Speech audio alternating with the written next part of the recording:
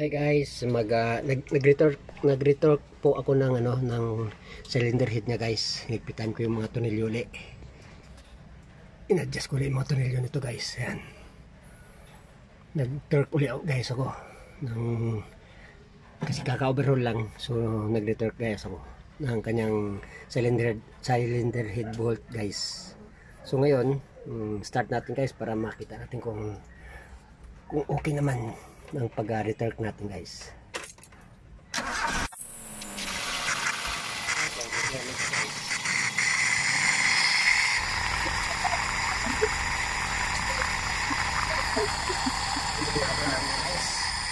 Huwag naman.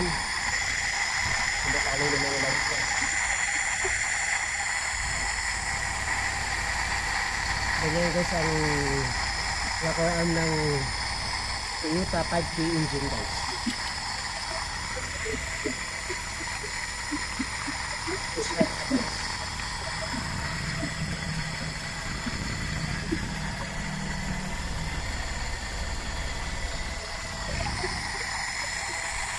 Ayan guys ha.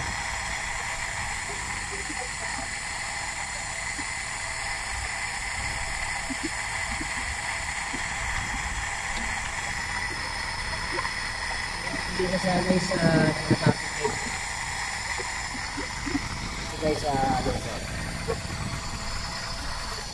okay na yan guys. Napaw na yung langis niya eh. Yan guys, lumabas na yung langis dito guys. Yun.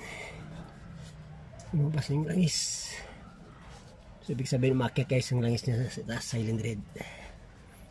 So chinik ko lang to guys kasi kailangan ko checkin dahil napaandar ko na ng ilang araw to. So hanggang dito na lang guys. Thanks for watching.